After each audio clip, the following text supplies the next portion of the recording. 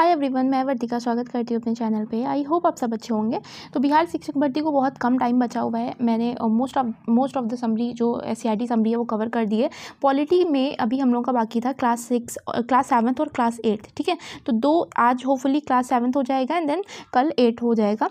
तो फिर उसके अलावा जो 10 से 15 मिनट की जो मैं वीडियोज़ ला रही हूँ रिविज़न क्लासेस वाली, वो टॉपिक वाइज ला रही हूँ, उनको ज़रूर देख करके जाइएगा वहाँ से, क्योंकि वो प्रीवियस ईयर बेस्ड हैं, तो वहाँ से क्वेश्चन फंसने के चांस सबसे ज़्यादा हैं। अभी में हम स्टार्ट करते हैं क्लास 7th की पॉलिटी स्टार्ट करते हैं। सेकंड चैप्टर से स्टार्ट कर देते हैं। ये चैप्टर काफ़ी इंपॉर्टेंट भी है। राज्य सरकार की बात बताइए और साथ में मैं एक्स्ट्रा फैक्ट्स के साथ भी बताऊंगी, जैसे कि क्वेश्चन प्रीवियस ईयर को ध्यान में रखते हुए, तो उसको भी कवर किया जाएगा। वीडियो अंत तक ज़रूर देखिएगा, ठीक है। सरकार 3 स्तरों पर होती है। कौन कौन सी? स्थानीय सरकार, राज्य सरकार, केंद्र सरकार, मतलब central government, state government and local government. So यहाँ पे थोड़ा सा और रिवाइज कर लेते हैं। जैसे अगर कौन से आर्टिकल में संसद की बात की गई है, तो ऐसे याद करते हैं 79, 80 और 81। 79 में पार्लियामेंट की बात की गई है, मतलब देश की संसद की बात कौन से आर्टिकल में है? 79 में है। राज्यसभा की बात आर्टिकल 80 में है और 81 में लोकसभा की बात है। राज्यसभा को ही अपर हाउस बोलते हैं, लोकसभा को लोअर हाउस बोलते हैं। राज्यसभा में जो सदस्य बनने की न्यूनतम आयु है वो 30 साल है, और जबकि लोकसभा के लिए 25 साल है। राज्यसभा जो होता है, अपर हाउस जो होता है, इसको भंग नहीं किया जा सकता, जबकि लोकसभा भंग हो सकती है। लोकसभा के मेंबर का कार्यकाल कितने साल का होता है? 5 साल का होता है, जबकि राज्यसभा के मेंबर का कार्यकाल 6 साल का होता है, ठीक है। तो ये कुछ पॉइंट रहे। अब हम आ जाते हैं चैप्टर के अकॉर्डिंग विधानसभा पे। सो नेक्स्ट पॉइंट यहाँ से आता है कि विधायक का चुनाव कैसे होता है। तो यहाँ पे सबसे पहले बात बताई जा रही है कि भारत के सभी राज्यों में विधानसभा होती है। विधानसभा को क्या कहते हैं? लेजिस्लेटिव असेंबली कहते हैं, ठीक है। लेजिस्लेटिव असेंबली के जो सदस्य होते हैं उनको क्या बोला जाता है? MLA बोला जाता है, मेंबर ऑफ लेजिस्लेटिव असेंबली, या हिंदी में विधायक बोलते हैं। तो अब बात हुई है विधानसभा की, तो यहाँ से हमको याद करना बनता है कि विधानसभा कौन से आर्टिकल में आता है। तो विधानसभा 170 आर्टिकल में आता है। कौन से आर्टिकल में? 170 आर्टिकल में विधानसभा की बात की गई है। अब विधान परिषद किस में आता है? तो विधान परिषद के बारे में खैर इस चैप्टर में हम बाद में जानेंगे ही, तभी हम पढ़ लेंगे। तो एक राज्य कई विधानसभा क्षेत्रों में बटा होता है। तो हर राज्य में कई विधानसभा के क्षेत्र होते हैं जहाँ से विधायक चुन के आते हैं। अब ये अलग अलग पार्टी से होते हैं, जैसे Congress party, Bhajpa party, Rajad party, JDU party, ये सारी पार्टीज होती हैं। अब इसके अलावा यहाँ पे नेक्स्ट पॉइंट जो आता है EVM से, कि जिसके द्वारा जो एक मशीन होती है, इलेक्ट्रॉनिक वोटिंग मशीन, EVM को फुल फॉर्म क्या है? Electronic voting machine. इसकी शुरुआत सबसे पहले कब की गई थी? तो इसकी शुरुआत सबसे पहले 1982 में केरल के विधानसभा इलेक्शन में की गई थी, ठीक है। केरल के विधानसभा इलेक्शन में की गई थी और 50 बूथ पे की गई थी। उसके बाद अगर पूछा जाए ओवरऑल कौन से राज्य में सबसे पहले की गई, तो ओवरऑल गोवा राज्य में सबसे पहले की गई थी। पूरे तरीके से जो शुरुआत थी वो EVM की। अब EVM की बात हुई है तो यहाँ पे इलेक्शन कमीशन की भी बात कर लेते हैं। इलेक्शन कमीशन, जिसको निर्वाचन आयोग कहते हैं। निर्वाचन आयोग कौन से भाग में आता है? तो निर्वाचन आयोग भाग 15 में है। पार्ट 15 में, कॉन्स्टिट्यूशन के पार्ट 15 में इलेक्शन कमीशन की बात है। इसमें कौन से आर्टिकल थे, कौन से आर्टिकल के बीच में है? तो आर्टिकल 324 से 329 के बीच में इलेक्शन कमीशन की बात की गई है। आपको बताना है कि प्रेजेंट टाइम में चीफ इलेक्शन कमीशनर कौन है। अब बिहार की बात करते हैं। तो बिहार में विधानसभा में कुल कितने क्षेत्र हैं, कितनी सीटें हैं? तो 243 सीट हैं। 243 सीट है, तो अगर सरकार बननी है तो उसके लिए 50% से ज़्यादा चाहिए होते हैं वोट। जैसे अगर 243 है तो 243 में अगर किसी की सरकार बनानी है तो कम से कम 122 की आवश्यकता होती है, क्योंकि अगर हम इसका आधा करेंगे तो 1, 2 और 1, 121 प्लस 1, 122 समथिंग सीट चाहिए होती है अगर किसी को सरकार बनानी है। तो यहाँ एक एग्जाम्पल से समझाया गया है कि बहुमत जिसको कहते हैं। तो यहाँ एक एग्जाम्पल से यहाँ पे बताया जा रहा है कि 2005 के इलेक्शन के अकॉर्डिंग यहाँ पे इन्होंने समझाने की कोशिश की है। तो ये चीज़ें हम लोग को पता ही रहती हैं कि 50% से ज़्यादा चाहिए। अगर जैसे 50% से ज़्यादा का मतलब है 122 सीट चाहिए, तो यहाँ पे किसी को भी 122 सीट अकेले नहीं मिली है। तो फिर क्या होगा कि जनता दल यूनाइटेड और भारतीय जनता पार्टी अगर साथ में आ जाती है, गठबंधन की सरकार बना लेती है, तो इससे क्या हो जाएगा? इससे ये लोग बहुमत में आ जाएंगे। तो ये तरीका होता है ओवरऑल बहुमत में आने का या फिर सत्ता में आने का।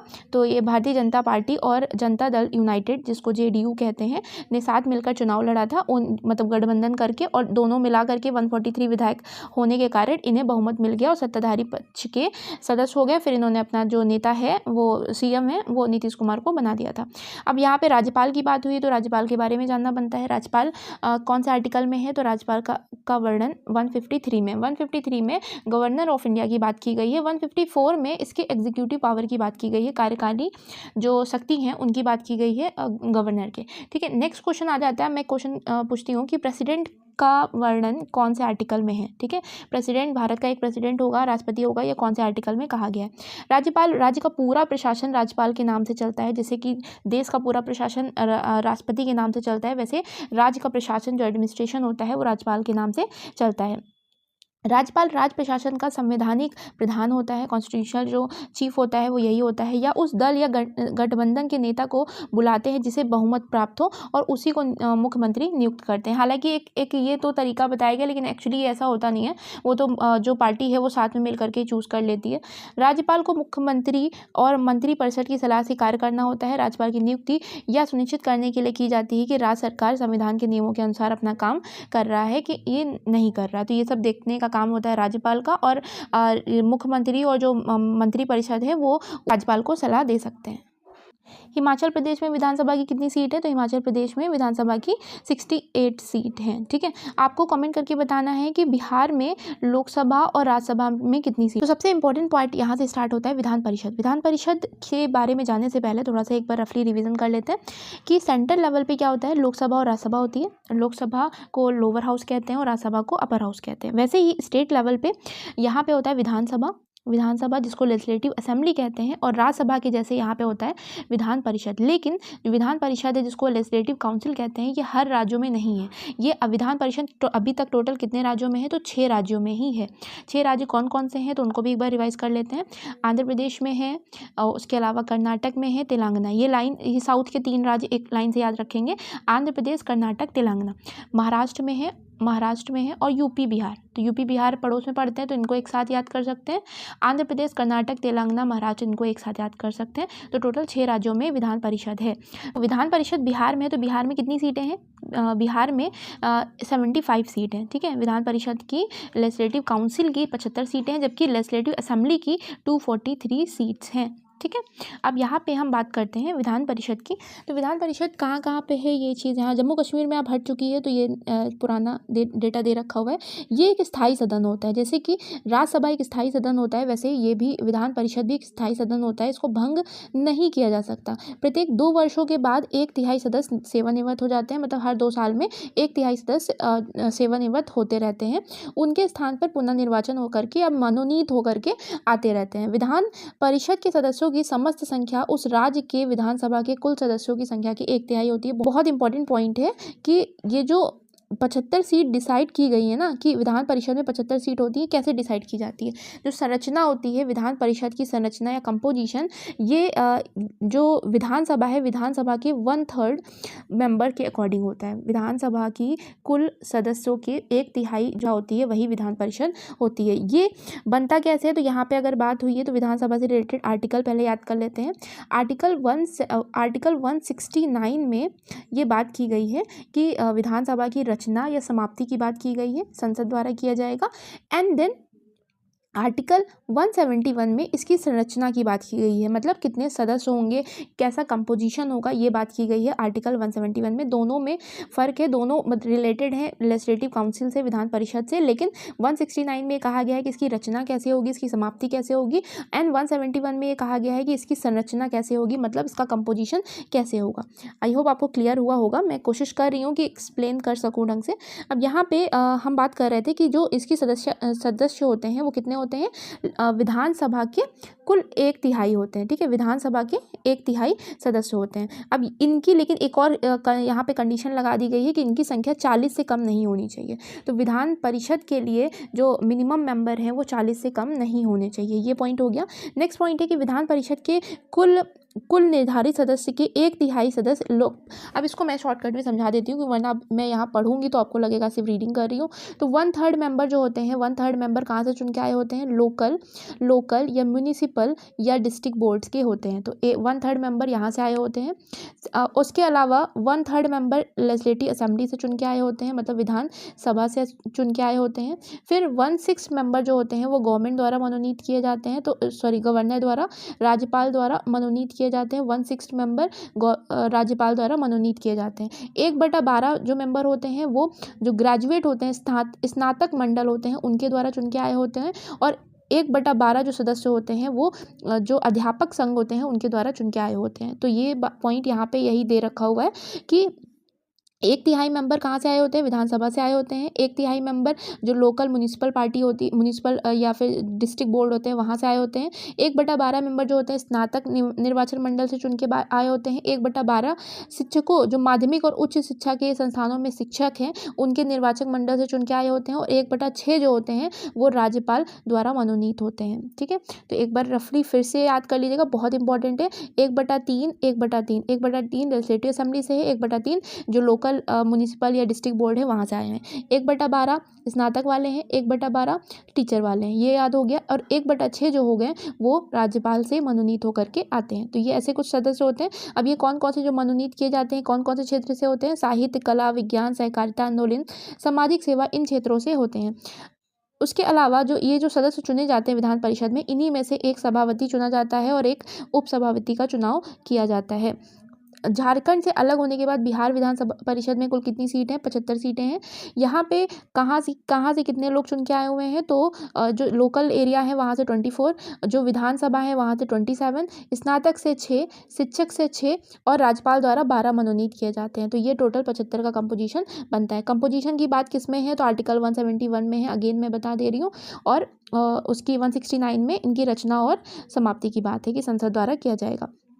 सभी मंत्रियों को अपने विभाग से संबंधित प्रस्ताव विधानसभा में चर्चा के लिए रखना पड़ता है। मतलब अपनी अगर कोई स्वास्थ्य मंत्री है तो उससे संबंधित रखेगा, कोई अगर रक्षा मंत्री है तो उससे संबंधित रखेगा, तो ये सारी चीज़ें हो जाती हैं। विधानसभा की बहसों में विधायक अपनी बात रखते हैं और संबंधित प्रश्नों पर संबंधित प्रश्न पूछते हैं। अब यहाँ पे जो अपोजिशन पार्टी है, जो विरोध में पार्टी होती है, उसका भी इंपॉर्टेंट रोल होता है। सदन को आश्वस्त करते हैं कि आवश्यक कदम उठाए जा रहे हैं, मतलब ये चीज़ बताई जाती है। तो सब चीज़ें यहाँ पे केवल जस्ट एक समझने वाला है। नेक्स्ट पॉइंट यहाँ से आ जाता है। तो यहाँ पे एक चर्चा दिखाई गई है कि कैसे विधानसभा में होता है। उनके विधानसभा के जो अध्यक्ष होते हैं, विधानसभा के जो अध्यक्ष होते हैं वो कौन से आर्टिकल में है, वो आर्टिकल 178 में है। ठीक है, याद रखेंगे। यहाँ बात हुई है कि मेन जो सामने कुर्सी पे बैठे हैं विधानसभा के अध्यक्ष हैं, ये कौन से आर्टिकल में है, 178 में बात की गई है। इसी तरह अगर लोकसभा के अध्यक्ष की बात की जाए तो लोकसभा के अध्यक्ष कौन से आर्टिकल में है, तो 93 आर्टिकल में है। विधायिका क्या होती है, तो विधायिका सरकार का मतलब शासन के विभिन्न विभागों और मंत्रियों से होता है। गवर्नमेंट का मतलब क्या होता है कि जो डिफरेंट डिपार्टमेंट है उनके जो मिनिस्टर हैं इनसे होता है। इसी को कार्यपालिका कहते हैं, मतलब एग्जीक्यूटिव कहते हैं। और दूसरी तरफ जब सभी विधायक विधानसभा में एकत्रित हो जाते हैं तो उसको विधायिका कहते हैं और कानून बनाते हैं। जैसे मैंने बताया था कि अगर सरकार के अंग पूछे जाएँ तो 3 अंग होते हैं। जो लोकतांत्रिक गवर्नमेंट होती है उसके 3 अंग होते हैं। कौन कौन से, पहला लेजिस्लेटिव, दूसरा एग्जीक्यूटिव, तीसरा जुडिशरी। क्लास 6 में मैंने ये चीज़ बताई थी। लेजिस्लेटिव में क्या होता है, जो कानून बनाते हैं, एग्जीक्यूटिव जो उनको लागू कराते हैं, और जुडिशरी जो अगर कोई बहस या कुछ विवाद हो जाता है तो उसको सॉल्व करते हैं। तो यहाँ पे यही बात बताई जा रही है कि जब वो संसद में बैठते हैं या विधानसभा में एकत्र होते हैं तो उनको विधायिका यानी कि लेजिस्लेटिव कहा जाता है। इसको व्यवस्थापिका भी कहते हैं। और एग्जीक्यूटिव का मतलब होता है जो उनके कार्यों को करते हैं। नेक्स्ट आ जाता है सरकार की कार्यप्रणाली कैसे कार्य करते हैं। तो यहाँ पे जस्ट एक बताया जा रहा है कि बजट लाया जाता है विभागों के द्वारा, जो भी कार्य किया जाता है उसका बजट सदन स्वीकृत करवाता है। पुनः उस योजना की पूर्ति के लिए बजट में धन का प्रावधान अनुमोदन दिया जाता है। तो बजट, सो अब यहाँ पे बजट की बात आई है तो बजट के बारे में जान लेते हैं। बजट कौन से आर्टिकल में है, तो आर्टिकल 112 में है, जिसको हम बोलते हैं एनुअल फाइनेंशियल स्टेटमेंट। ठीक है, 110 में किसकी बात है, तो 110 में मनी बिल की डेफिनेशन दे रखी है, धन विधेयक की। तो यहाँ से थर्ड चैप्टर स्टार्ट होता है, शिक्षा स्वास्थ्य के क्षेत्र में सरकार की क्या भूमिका होती है। तो ये सबको लोगों को मिलना, सड़क, बिजली, कानून व्यवस्था ये मिलना उनका लोकतांत्रिक अधिकार होता है। शिक्षा मिलना भी उनका अधिकार है। अब कैसे बना, तो यहाँ पे थोड़ा सा जान लेते हैं। स्वतंत्रता प्राप्ति के साथ ही सरकार के लिए हमारे संविधान में एक लक्ष्य निर्धारित किया गया कि 10 वर्षों के अंदर 6 से 14 वर्ष के लिए शिक्षा की व्यवस्था की जाएगी। ठीक है, तो ये जब किया गया था तो इसको DPSP में रखा गया था। इसको मैंने बताया भी कि शिक्षा संबंधित जो आर्टिकल है उनको तो आपको याद होना ही चाहिए। आप शिक्षक बनेंगे तो फिर ये आर्टिकल यहाँ से क्वेश्चन बनने के चांस ज़्यादा रहते हैं, लेकिन इसी वक्त हम लोग कवर कर लेते हैं। एक मैं वीडियो डिस्क्रिप्शन में दे दूँगी, 10 मिनट की वीडियो, वहाँ सारे आर्टिकल जितने भी शिक्षा संबंधित हैं वो उनको ज़रूर देख लीजिएगा। ठीक है, यहाँ पर हम बात कर रहे थे कि शिक्षा के बारे में। तो सबसे पहले जब हमारा संविधान बना तो आर्टिकल 45 में ये बात कही गई थी कि 6 से 14 वर्ष की आयु के बच्चों को शिक्षा देना राज्य का कर्तव्य है, राज्य का दायित्व है, लेकिन DPSP में है, मतलब राज्य के नीति निर्देशक तत्व में ये बात कही गई थी। इसको मौलिक अधिकार नहीं बनाया गया था। तो ये पूरी तरीके से लागू भी नहीं हो रहा था कि 10 साल के अंदर, मतलब संविधान लागू होने के 10 साल के अंदर ये काम होना काम नहीं हो पाया, मतलब 10 साल के अंदर इस लक्ष्य की प्राप्ति नहीं हो पाई, तब होता क्या है, तब 86th अमेंडमेंट 86वें संविधान संशोधन 2002 के द्वारा यहाँ से ये 614 वाली बात को उठा करके क्या डाल दिया जाता है, मौलिक अधिकार में डाल दिया जाता है, मतलब फंडामेंटल राइट में डाल दिया जाता है। तो फंडामेंटल राइट कब बना, फंडामेंटल राइट जो 6 से 14 वर्ष के बच्चों को फ्री एंड कंपलसरी एजुकेशन देना कौन से अमेंडमेंट में हुआ है, तो 86 अमेंडमेंट 2002 में हुआ है। ये बात हो गई क्लियर। अब वो 45 वाला तो खाली हो गया, तो नहीं, खाली नहीं हुआ। 45 में क्या कर दिया गया, आर्टिकल 45 जो कि DPSP में आता है, उसमें 0 से 6 वर्ष के बच्चे की देखभाल यानी कि ECCE की बात की गई, मतलब अर्ली चाइल्डहुड केयर एजुकेशन की बात की गई, जो बाल कार्य में शिक्षा दी जाती है देखभाल की, वो बात की गई 0 से 6 वर्ष वाली आर्टिकल 45 में। क्योंकि DPSP इसको आप कोर्ट में चैलेंज नहीं कर सकते हो, लेकिन 6 से 14 साल वाली बात अगर वो फंडामेंटल राइट हो गया है तो उसको आप कोर्ट में चैलेंज कर सकते हो, ठीक है। 86 अमेंडमेंट के द्वारा ही एक बात और की गई थी। 86 अमेंडमेंट के द्वारा जो फंडामेंटल ड्यूटीज़ हैं, फंडामेंटल ड्यूटीज़ कौन से पार्ट में आती हैं, 4A में आती हैं, 4A में। इसमें 11वां कर्तव्य बढ़ा दिया गया कि 6 से 14 वर्ष के बच्चों को स्कूल भेजना अभिभावक का कर्तव्य है, ठीक है। आई होप आपको क्लियर हुआ होगा। अब ये थोड़ा सा डेटा पुराना दे रखा है तो हमारे एग्जाम पर्सपेक्टिव से तो इंपॉर्टेंट है नहीं। शिक्षा के अधिकार की बात हो रही है कि अभी तक आर्टिकल बना दिया गया, मौलिक अधिकार बता दिया गया उनको, मौलिक अधिकार में आया 21A के द्वारा जोड़ा गया, ठीक है। वो जो मैंने बताया था 6 से 14 वर्ष के बच्चों को फ्री एंड कंपलसरी एजुकेशन देना, ये कौन से आर्टिकल में है, तो 21A में रखा गया है, इसको याद रखेंगे। अब यहाँ पे हम बात करेंगे कि इसको लेकर के कानून बनाया गया। कानून कौन सा, उसका नाम है निःशुल्क और अनिवार्य शिक्षा अधिनियम। ये कानून कब का है, 2009 का है, लेकिन लागू कब होता है, तो शिक्षा का अधिकार लागू होता है 1 अप्रैल 2010 से पूरे देश में लागू हो जाता है, ठीक है। राइट टू एजुकेशन कब से लागू होता है, अनिवार्य और निःशुल्क शिक्षा वाला कानून ये 1 अप्रैल 2010 में लागू हो जाता है। इसका मतलब है कि 6 से 14 वर्ष के सभी बच्चों को फ्री एंड कंपलसरी एजुकेशन देना ही देना है, ठीक है। सरकार का ये दायित्व होगा या उनका मौलिक अधिकार है, उनको पाना ये मौलिक अधिकार है। अब यहाँ पे संविधान के अनुसार स्वास्थ्य सेवाएं प्रदान कराना ये सरकार का कर्तव्य है। यहाँ पे प्राथमिक स्वास्थ्य केंद्र होने चाहिए, स्वास्थ्य केंद्र, जिला अस्पताल, ये सारी सुविधा सरकार की जिम्मेदारी बनती है। समानता के आधार पे, तो समानता की अगर हम बात करें तो इक्वालिटी बिफोर लॉ कौन से आर्टिकल में आता है, तो आर्टिकल 14 में है कि कानून के सामने सब समान है, तो आर्टिकल 14 में है। आर्टिकल 15 में जो डिस्क्रिमिनेशन है वो उसका अंत है कि किसी भी वर्ग के, किसी जाति के, किसी धर्म के ऐसे लोगों के बीच में भेदभाव नहीं होना चाहिए। आर्टिकल 17 में किसका वर्णन है, अनटचेबिलिटी का वर्णन है। तो ये मौलिक अधिकार है, मौलिक अधिकार अच्छे से तैयार कर लीजिएगा। यहाँ पे शायद मैं कुछ एक पॉइंट बताना भूल गई थी, विधानसभा और विधान परिषद को लेकर के। विधानसभा जो है, लेजिस्लेटिव असेंबली जो है, इसके सदस्यों की मिनिमम एज कितनी होती है, इसके सदस्यों की मिनिमम एज 25 वर्ष है। जैसे लोकसभा की है ना, वैसे यहाँ विधान परिषद के लिए मिनिमम जो एज कितनी होनी चाहिए, 30 साल होनी चाहिए। तो ये आपको पॉइंट याद रखना है। तो नेक्स्ट चैप्टर है समाज में लिंग भेद, जेंडर डिस्क्रिमिनेशन। सबसे पहला क्वेश्चन तो ये बनता है कि लिंग मनुष्य की जैविक संरचना है, जबकि जेंडर जो है वो सामाजिक संरचना है, ठीक है। ये फर्क एक याद रखेंगे क्योंकि सीटेट में जनरली क्वेश्चन पूछा भी जाता है कि sex is a biological concept जबकि gender is a social concept, ठीक है। तो जो ये है लिंग है, ये कैसे निर्धारित होता है, प्रजनन अंग के द्वारा निर्धारित हो जाता है कि स्त्री या पुरुष है, जबकि जेंडर किसके द्वारा निर्धारित होता है, समाज के द्वारा व्यवहार, मतलब तय कर दिए गए हैं कि महिला ये कर सकती है, या महिला को पिंक ही पसंद होता है, पुरुष को ब्लू ही पसंद होता है। तो ये सामाजिक जो व्यवहार किया जाता है उनके लिंग के अनुसार, इसको हम बोलते हैं जेंडर, ठीक है। ये सभी लिंग भेद, जेंडर, ये सामाजिक लिंग कहलाते हैं। समय के साथ साथ समाज बदलता है, इस तरह सामाजिक लिंग की परिभाषा भी बदलती है, तो ये जेंडर की डेफिनेशन भी बदलती रहती है। तो gender is a social concept and sex is a biological concept, ठीक है। ये पॉइंट याद रखेंगे। अब यहाँ पे स्टोरी दे रखा है, देख रहे हैं चैप्टर में जनरली जो समझाने वाला है वो मैं बिल्कुल भी पॉइंट मिस नहीं कर रही हूँ। एक समाज और लड़के और लड़कियों में अंतर करता है, तो ये कपड़े के अकॉर्डिंग या उनकी पसंद के अकॉर्डिंग, तो ये सब चीज़ें एकदम जनरल था। उनका रोल जो है बचपन से ही लड़के लड़कियों के रोल डिसाइड कर दिए जाते हैं, उनकी भूमिका डिसाइड कर दी जाती है कि ये लड़कियों को यही पसंद होता है या लड़कियां बाहर नहीं जा सकती रात के टाइम में। तो ये सारे रोल जो डिसाइड किए जाते हैं, ये लड़कियां घर के काम करने के लिए बनी हुई हैं, तो ये समाज द्वारा डिसाइड किए जाते हैं। चैप्टर 5 है समानता के लिए महिला संघर्ष। अब ये चैप्टर इंपॉर्टेंट हो जाता है क्योंकि इसमें कई सारे एक्ट बताए गए हैं। उससे पहले हम कुछ पॉइंट जान लेते हैं कि भारतीय पुलिस सेवा में प्रथम महिला कौन बनी थी। तो भारतीय आईपीएस ऑफिसर जो थी, पहली आईपीएस ऑफिसर किरण बेदी बनी थी। ठीक है, उसके अलावा नेक्स्ट पॉइंट यहाँ से होता है कि भारत में 83% ग्रामीण महिलाएं खेतों में काम करती हैं, लेकिन फिर भी अगर हम किसान की बात करते हैं तो हमारे माइंड में एक पुरुष की छवि आती है। तो ये कुछ चीज़ें रहीं।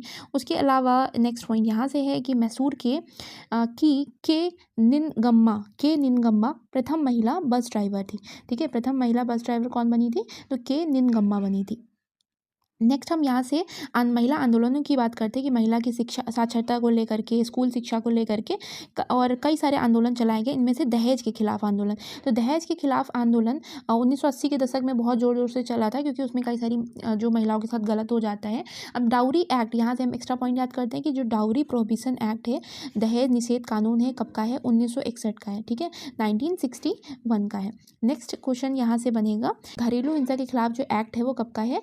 वो 2005 का है। ठीक है, 2005 का है। और लागू कब होता है? 2006 में घरेलू हिंसा उत्पीड़न कानून पारित हो जाता है। तो एक्ट आया था 2005 में और पारित कब हुआ है? 2006 में। ठीक है, 17 अक्टूबर आई थिंक इसकी डेट थी।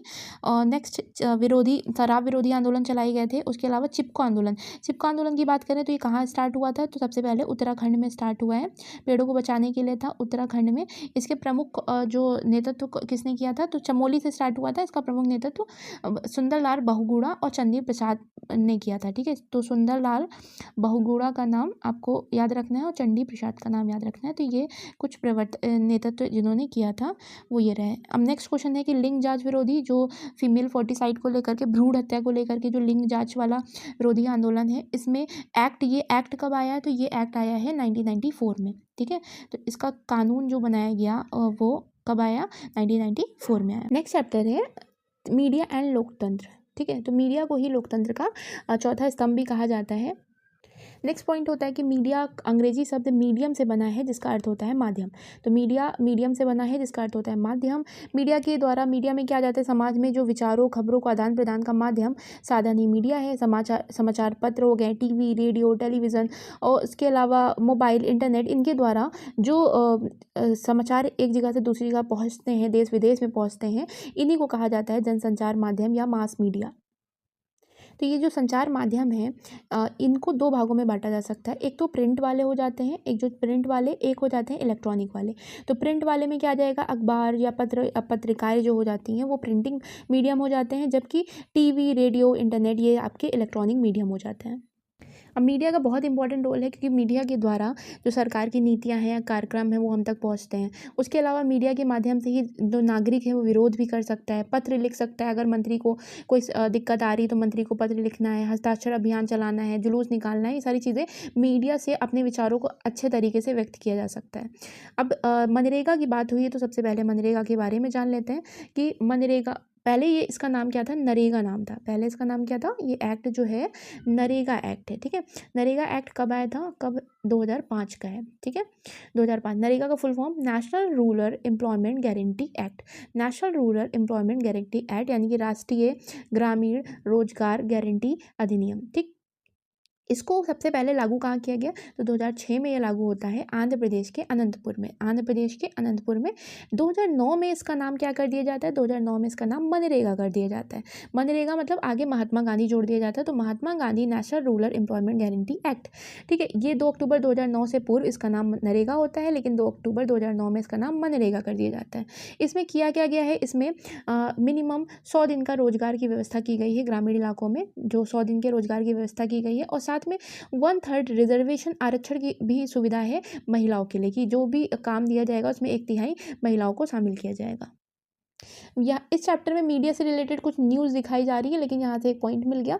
ये सामान्यतः 14 जून के आसपास बिहार में मानसून प्रवेश करता है, मतलब मिड ऑफ जून के आसपास बिहार में मानसून आता है। तो अगली खबर यहाँ ऐसे बताई जा रही है कि गरीबी रेखा से जो नीचे लोग रहते हैं उनको सरकारी सुविधाएं मुहैया कराना एक बहुत बड़ी चुनौती हो जाता है। तो गरीबी रेखा की बात हुई है तो यहाँ हम जान लेते हैं, गरीबी रेखा से संबंधित एक समिति है जो जनरल एग्जाम में पूछी जाती है, वो है सुरेश तेंदुलकर समिति। तो सुरेश तेंदुलकर समिति का संबंध किससे है? गरीबी से संबंधित है। ठीक है, अब next all women news network की बात की जा रही है। ये मुजफ्फरपुर में दिसंबर 2007 में यहाँ पे 5 महिलाओं ने मिल करके एक छोटा सा ऐसे न्यूज़, आसपास की छोटी छोटी न्यूज़ देना स्टार्ट किया था। बिजली, टेलीफोन, इन सारी समस्याओं को लेकर के इन्होंने न्यूज़ स्टार्ट किया था। ठीक है, अब इसी का नाम आगे चल करके अपन समाचार का ही नाम आगे चल करके ऑल वुमेन न्यूज़ नेटवर्क के नाम से जाना जाता है। तो पहले अपन समाचार बोला जाता था and then all women news network के नाम से जाना जाता है। अब ये कई सारे गाँवों में, आसपास के ज़िलों में ये फैल चुका है। ये जो इनका महिलाओं के द्वारा स्टार्ट किया गया था।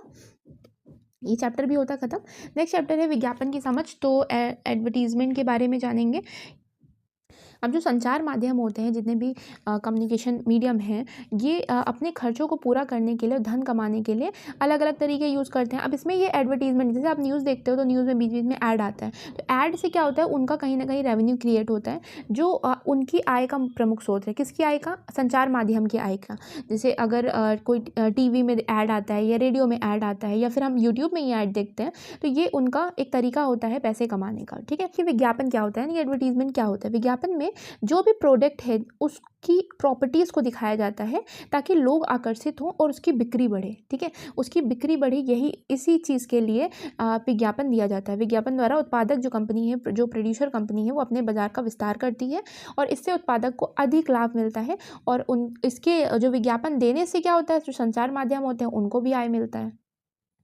नेक्स्ट क्वेश्चन है ब्रांड क्या होता है। जैसे कि यहाँ पे पेंसिल का एक ब्रांड बताया जा रहा है स्वराज, हम लोग ने नटराज बहुत यूज़ की है। तो विज्ञापन ब्रांड निर्मित करने के बारे में ही है, मतलब जो एडवर्टीजमेंट होता है वो ब्रांड को बनाने के लिए ही होता है। अब ब्रांड क्या चीज़ होती है कि जो मार्केट में सबसे अलग दिखाना। ठीक है, बाजार में जो प्रचलित अन्य उत्पाद हैं उनसे अलग दिखाने के लिए ब्रांड का नाम दिया जाता है। तो एक विशेष नाम होना इसीलिए आवश्यक होता है।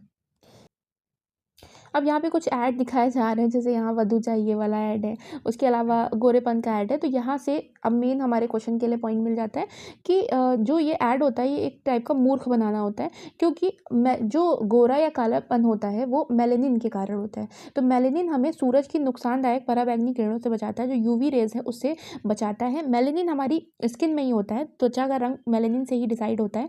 जिनकी त्वचा में मेलेनिन की मात्रा ज़्यादा होती है वो सांवले दिखते हैं, और जिनके में कम होती है वो गोरे दिखते हैं। तो मेलेनिन की मात्रा से ही किसी का गोरापन या कालापन होता है, ना कि ये जो क्रीम से। क्रीम क्या करती है, क्रीम जो चेहरे के बाल होते हैं उनको सुनहरे कर देती है और फिर जब वो फिर हट जाता है तो फिर से वही रंग में आ जाते हैं। तो ये एक तरीका होता है इनका मूर्ख बनाने का, लेकिन आपको मेन एग्जाम से याद रखना था कि मेलेनिन के कारण जो त्वचा का रंग तय होता है। अब जो ऐड हैं वो केवल जो प्राइवेट कंपनियां हैं वही नहीं देती, बल्कि गवर्नमेंट भी देती। जैसे इंफॉर्मेशन एंड ब्रॉडकास्टिंग डिपार्टमेंट के द्वारा कुछ विज्ञापन दिए जाते हैं। जैसे कि यहाँ पे फॉर एग्जांपल यहाँ दे रखा है पोलियो का। तो पोलियो की बात हुई है तो हम जान लेते हैं यहाँ से कि पोलियो की वैक्सीन की खोज किसने की थी। जोनास सॉल्क एंड सॉबिन ने की थी। तो सॉल्क एंड सॉबिन का नाम याद रख सकते हैं। सॉल्क एंड सॉबिन ने किसकी खोज की थी, पोलियो की खोज की थी। आप कॉमेंट करके बताएंगे कि पोलियो किससे होता है, वायरस से होने वाला बीमारी है या फिर बैक्टीरिया से होने वाली बीमारी है। अब पोलियो के बारे में एक पॉइंट और याद कर लेते हैं कि जो पोलियो है, पल्स पोलियो टीकाकरण अभियान की शुरुआत कब की गई, 1995 में की गई। और WHO के द्वारा, वर्ल्ड हेल्थ ऑर्गेनाइजेशन के द्वारा 2014 में इंडिया को पोलियो से फ्री घोषित कर दिया गया। ये नेक्स्ट ऐड है, यहाँ पे बताया जा रहा है कि स्वैच्छिक रक्तदान दिवस तो 1 अक्टूबर 2010 को हम सब रक्तदान कीजिए, किसी को जीवन दीजिए। तो ये एक ऐड हो गया। अब नेक्स्ट है विज्ञापन और लोकतंत्र। तो ये तो सिर्फ जस्ट एक समझने वाला है कि विज्ञापन से, ये जो विज्ञापन जो दिखाया जाता है इसका मतलब ये नहीं कि जो ब्रांडेड वस्तुएं हैं वही अच्छी हैं, जिनका विज्ञापन नहीं हो रहा वो नहीं अच्छे हैं। विज्ञापन से कई बार गरीब लोगों के आत्मसम्मान को भी ठेस पहुँचती है। तो यहाँ पे जस्ट एक समझने वाला है, एग्जाम पर्सपेक्टिव से कुछ भी इंपॉर्टेंट नहीं है। नेक्स्ट चैप्टर है हमारे आसपास के बाजार। तो यहाँ पे हम बाजार के बारे में जानेंगे। बाजार के कई रूप होते हैं, जहाँ से हमें आवश्यकताओं की पूर्ति होती है उसे बाजार कहते हैं। बाजार के रूप कौन कौन से हैं, जैसे नज़दीक की दुकान, साप्ताहिक बाजार, बड़ी दुकान, शॉपिंग कॉम्प्लेक्स। साप्ताहिक बाजार जो होती है वो एक निश्चित दिन पे लगती है, एक निश्चित जगह पे लगती है। यहाँ पे जो लोग होते हैं वो दिन के टाइम में, जो दुकानदार होते हैं वो दिन के टाइम में लगाते हैं, उसके बाद शाम तक चलती है। ऐसे बाज़ारों में लोग रोज़मर्रा की ज़रूरतों के लिए आते हैं। यहाँ पे बहुत ज़्यादा कंपटीशन होता है क्योंकि आसपास सब सिमिलर जो शॉप्स होती हैं वो लगी होती हैं।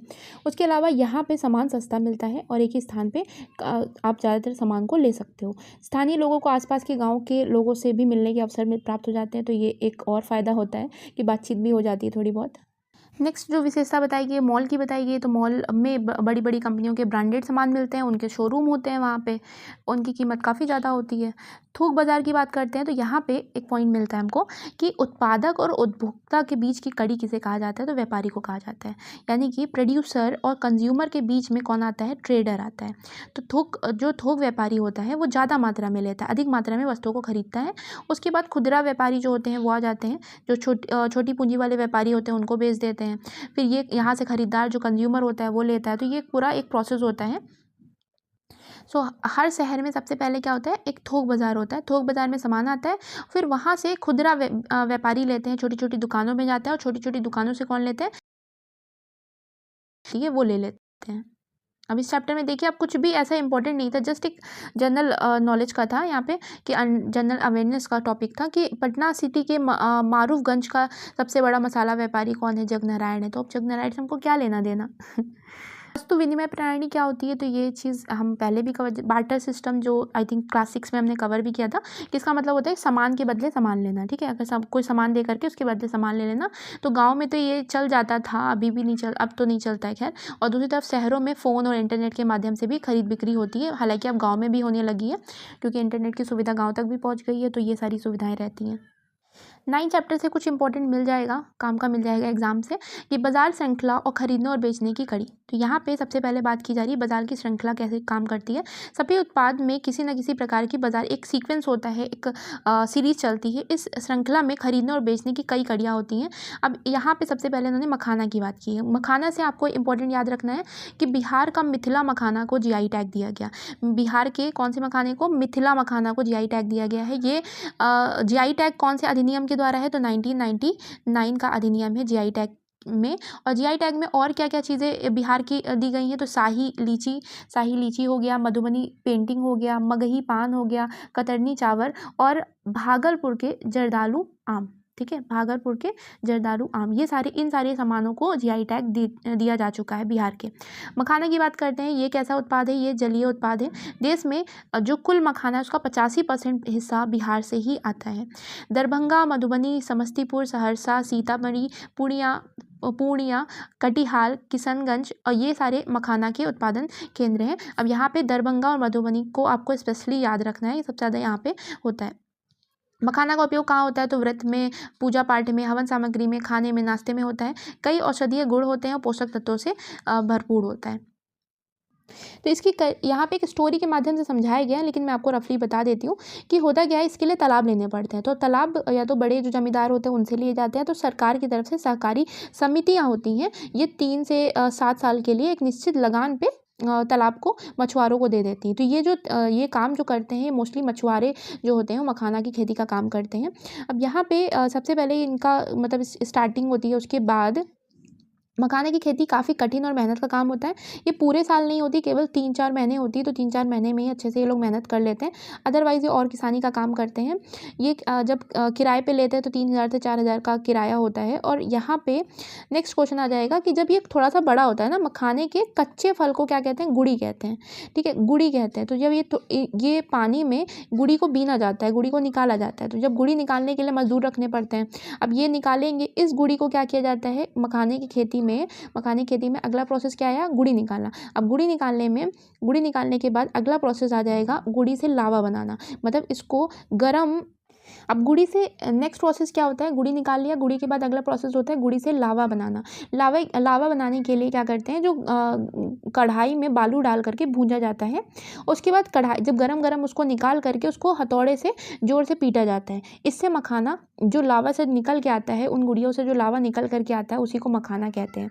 ठीक है, अब मखाने के लिए जो ये काम करता है, बाहर वाला जो भी है वो काम करता है, तो वो क्या करता है, वो पैसे नहीं लेता है, उसके बदले में ही मखाना ले लेता है। जैसे कि 2.5 किलो में 1 किलो मखाना निकलता है, तो यहाँ पे 3 किलो के लिए वो 1 किलो मखाना देता है, तो वो आधा किलो जो है वो अपने लिए ले लेता है। तो ये उसका तरीका होता है आमदनी कमाने का। नेक्स्ट प्रोसेस, स्थानीय अडरिया को मखाना बेचना। अब जिसने भी ये खेती की उसको मान लीजिए 200 किलोग्राम मखाना प्राप्त प्राप्त हुआ, तो उसने भी तो किराए पे लिया था ना, तालाब किराए पे लिया था, उसके लिए जो बीज वगैरह है वो किराए पे लिए थे। तो अब ये क्या करेगा कि वो जो मछुआरा है उसको पैसे भी तो, कर्ज भी तो चुकाना है, उसके लिए वो रखता नहीं, उसके पास स्टोर की सुविधा नहीं है, तो वो तुरंत बेच देगा। अब बेचेगा, बेचने पे उसको जो भी पैसा मिला, अब यहाँ पैसे वैसे याद रखने की ज़रूरत नहीं है इतनी। तो अगला प्रोसेस, एक श्रृंखला बताई जा रही है कि कैसे काम कर रहा है, कि मखाने की खेती हुई, फिर गुड़ी निकाला, गुड़ी से लावा ने बनाया, लावा के बाद ये स्थानीय अड़तिया के पास गया जहाँ पे वो बेच देता है। नेक्स्ट क्या आ जाता है, वो क्या करेगा, जो स्थानीय अड़तिया है वो पटना के थोक विक्रेता को बेचेगा, और थोक विक्रेता किसको बेचेगा, खुदरा दुकानदार को बेचेगा। खुदरा दुकानदार से कौन लेगा, शहरी उपभोक्ता जो कंज्यूमर है वो खरीद लेगा। तो ये एक सीक्वेंस है, इस सीक्वेंस को आप चाहें तो याद कर सकते हैं, वरना जनरली याद ही हो गया होगा। मखाना की खेती की, खेती से गुड़ी निकला, गुड़ी से लावा बनाया, लावा से क्या किया, स्थानीय अड़तिया को बेच दिया, स्थानीय अड़तिया ने क्या किया, थोक विक्रेता को बेचा, थोक विक्रेता से जो छोटे छोटे दुकानदार है उनके पास गए, और छोटे छोटे दुकानदार से कौन ले लेगा, कंज्यूमर ले लेगा। मखाना जो होता है ये खाड़ी देशों में, जो गल्फ़ कंट्री है वहाँ पे भी एक्सपोर्ट किया जाता है। तो मखाने का एक्सपोर्ट कहाँ होता है, गल्फ़ कंट्रीज़ में भी होता है, जैसे ईद के अवसर पे मखाना, सेवई, खीर, ये सब गल्फ़ कंट्रीज़ में बहुत ज़्यादा फेमस है। चैप्टर का लास्ट पॉइंट बताया जा रहा है कि लोकतंत्र में सब तो समान होते हैं, लेकिन जो आर्थिक रूप से समान नहीं होते हैं। कि एक और बाजार क्या करता है, लोगों को काम करने के अवसर तो देता है, लेकिन दूसरी ओर वे जिनके पास पैसा है, अपनी जो प्रोसेसिंग यूनिट है, बड़े बड़े गोदाम है, दुकानदार हैं, वो तो उनके पास पैसे कमाने के कई अवसर मिल जाते हैं और ज़्यादा कमाते भी हैं, लेकिन गरीब लोग उतना कमाते नहीं हैं, और मेहनत भी करते हैं, लेकिन फिर भी उनका उतना पैसा बन नहीं पाता। तो अब ये लास्ट चैप्टर है, जो कि फर्स्ट चैप्टर हमने पहले नहीं कवर किया था, लोकतंत्र में समानता। तो इक्वालिटी इन डेमोक्रेसी, यहाँ पे फ़ोटो पहचान पत्र या मतदान देने के लिए किसकी ज़रूरत लगती है, तो जो आईडी प्रूफ है उसकी ज़रूरत लगती है। उसके अलावा वोट देने का जो अधिकार है वो किसको दिया गया है, तो वोट देने का अधिकार जो 18 वर्ष से अधिक जो उम्र के लोग हैं उनको मिला है। कौन से अमेंडमेंट के तहत ये किया गया था, 61 अमेंडमेंट 1989 में। पहले क्या था, पहले 21 साल से ऊपर के लोग को वोट देने का अधिकार था, लेकिन 61 अमेंडमेंट 1989 में क्या कर दिया गया, 21 से उम्र घटा के 18 कर दी गई। 18 वर्ष के लोग अब वोट दे सकते हैं। लोकतंत्र की एक बड़ी समस्या क्या है कि यहाँ पे वोट देने का तो अधिकार सबको है, लेकिन जो आम जिंदगी है, रोज़मर्रा की ज़िंदगी है, वहाँ पे कई सारी असमानताएं होती हैं, जैसे कि आप देख भी चुके हैं। बाज़ार में आप देख रहे हैं कि एक धनी व्यक्ति ज़्यादा कमा लेता है, या फिर जो मॉल वगैरह होते हैं वहाँ पे देने को सब तैयार भी हो जाते हैं, लेकिन अगर कोई गरीब है, कोई ठेले वाला है, तो उससे बार्गेनिंग करवा लेते हैं। तो ये ऐसी जो असमानताएँ हैं देखने को मिलती हैं। अब गांधी जी की अफ्रीका यात्रा के बारे में बताया गया है कि गांधी जी अफ्रीका कब गए थे, तो 1893 में गए थे। साउथ अफ्रीका 1893 में गए थे। अफ्रीका प्रवास के दौरान एक बार गांधी जी रेल द्वारा डरबन से प्रिटोरिया जा रहे थे। ठीक है, तो कहाँ से कहाँ जा रहे थे, डरबन से प्रिटोरिया जा रहे थे। अब उनके पास फर्स्ट क्लास का टिकट भी था, लेकिन वहाँ पे कुछ अधिकारी चढ़ते हैं और उनको कहाँ से उतार देते हैं, जब मैरिट्सबर्ग जब ट्रेन पहुँचती है, तो रेल के डिब्बे में जिसमें गांधी जी यात्रा कर रहे थे, कुछ रेल कर्मचारी आते हैं और इनको थर्ड क्लास में जाने को कहते हैं। तो कहाँ पे, मैरिट्सबर्ग पहुँच करके इनको उधर जाने को कहते हैं। और उसके बाद जब ये कहते हैं कि मेरे पास फर्स्ट क्लास का टिकट है, तो ये मना कर देते हैं कि हम क्यों जाएँ। तो एक अश्वेत का प्रथम श्रेणी में यात्रा करना उनको मंजूर नहीं होता है, इसलिए पुलिस को बुला करके वहीं पे इनको उतार देते हैं। तो ये एक अब चाहें तो यहाँ पे याद कर सकते हैं कि डरबन से प्रिटोरिया जा रहे थे, और मैरिट्सबर्ग पहुँच करके जब ट्रेन मैरिट्सबर्ग पहुँची तो वहाँ स्टेशन पर उनको उतार दिया जाता है। तो ये इस सिस्टम को क्या बोलते हैं, जो वहाँ पे साउथ अफ्रीका में सिस्टम चला था, उसको बोलते हैं अपार्थीड सिस्टम। अपार्थीड क्या होता है, अपार्थीड का मतलब होता है कि जो रंग के आधार पे जो भेदभाव किया जाता है उसको। और साउथ अफ्रीका की बात हुई है, तो दक्षिण अफ्रीका कब आज़ाद हुआ है, तो 1994 में आज़ाद हुआ है। ठीक है, इनके प्रथम प्रेसिडेंट कौन रहे थे, नेल्सन मंडेला रहे थे। नेल्सन मंडेला को भारत रत्न कब दिया गया था, 1990 में दिया गया था, जब भीमराव अम्बेडकर को दिया गया था। नेक्स्ट एक थोड़ा सा धुंधला दिख रहा होगा, लेकिन मध्याह्न भोजन जिसको मिड डे मील कहा जाता है, तो मिड डे मील की शुरुआत कब हुई है, 15 अगस्त 1995 को हुई थी। 1995 को हुई थी। इसके द्वारा भी असमानता को कम करने के लिए जो सामाजिक दूरियां उनको कम करने का प्रयास किया गया, क्योंकि अलग अलग जाति के लोग आते हैं। जब बच्चों के अंदर ये चीज़ें नहीं रहेंगी, सब साथ में बैठ के भोजन करेंगे, तो ये भी एक साथ में उनका ये तो था ही कि पौष्टिक खाना देना, साथ में सामाजिक दूरियों को कम करना भी मध्याह्न भोजन का लक्ष्य रहा है। विश्व स्तर पे एक आंदोलन बताया जा रहा है कि वहाँ का अमेरिका का सिविल राइट्स मूवमेंट, नागरिक अधिकार आंदोलन के रूप में जाना जाता है। तो अमेरिका में क्या हुआ था कि यहाँ पे क्या होता है, यहाँ पे रोजा पार्क्स क्या करती हैं, इनको सीट मिल गई होती है, लेकिन वहाँ पे नियम ऐसा होता है कि अगर कोई श्वेत आएगा, कोई गोरा व्यक्ति आएगा तो उसको अपनी सीट देनी पड़ती थी। उनके लिए सीट रिजर्व होती थी गोरे व्यक्तियों के लिए, तो ये मना कर देती हैं, कहती हैं मैं नहीं उठूंगी। तो यहाँ एक पिक्चर भी दिखाई जा रही है कि अपनी सीट से उठने से मना कर देती हैं। उसके बाद भी धीरे धीरे इस चीज़ को लेकर के मतलब ये जो बस ड्राइवर होता है वो स्टेशन चला जाता है, पुलिस स्टेशन चला जाता है, उनको गिरफ्तार कर लिया जाता है। तो उसके बाद एक आंदोलन स्टार्ट होता है। अब मेन क्वेश्चन पे आ जाते हैं कि 1964 में नागरिक अधिकार अधिनियम द्वारा अमेरिका में श्वेत अश्वेत के आधार पर भेदभाव पर रोक लगा दी गई। तो अमेरिका में जो श्वेत गोरे काले के भेद के आधार पर जो रोक लगाई गई वो 1964 में लगाई गई थी। लास्ट पॉइंट है कि चुनौती लोकतंत्र की, तो लोकतंत्र की चुनौती यही है कि यहाँ पे सबको समान अवसर उपलब्ध होने चाहिए लोकतंत्र में, लेकिन वो उस तरीके से हो नहीं पाता, तो असमानता कहीं ना कहीं मौजूद रह ही जाती है। तो यहाँ पे होते हैं सारे चैप्टर खत्म। आई होप आपको ये वीडियो अच्छी लगी होगी। देखिए ये इस बुक में केवल एक समझने वाली चीज़ें हैं, तो उसको एग्जाम पर्सपेक्टिव से अगर मैं समझाने लगूंगी तो बहुत लंबी हो जाएगी वीडियो और कोई काम की भी नहीं है। अगर मैं स्टोरी बताने लगूँ, कई सारी स्टोरी दे रखी हैं, तो मैंने जितने भी पॉइंट कवर किए हैं केवल एग्जाम पर्सपेक्टिव से कवर किए हैं, साथ में मैंने एक्स्ट्रा बताने भी कोशिश की है। तो आई होप आपको ये चीज़ें समझ में आई होंगी और रिवीजन ज़रूर करिए, क्योंकि एससीईआरटी का और साथ में जो शॉर्ट वीडियोज़ आएंगी उनका ज़रूर रिवाइज करिएगा, क्योंकि मैं प्रीवियस ईयर का ध्यान में रखते हुए करूँगी। तो thank you for watching my video, and video अब लंबी हो जाएगी, सो बाय बाय।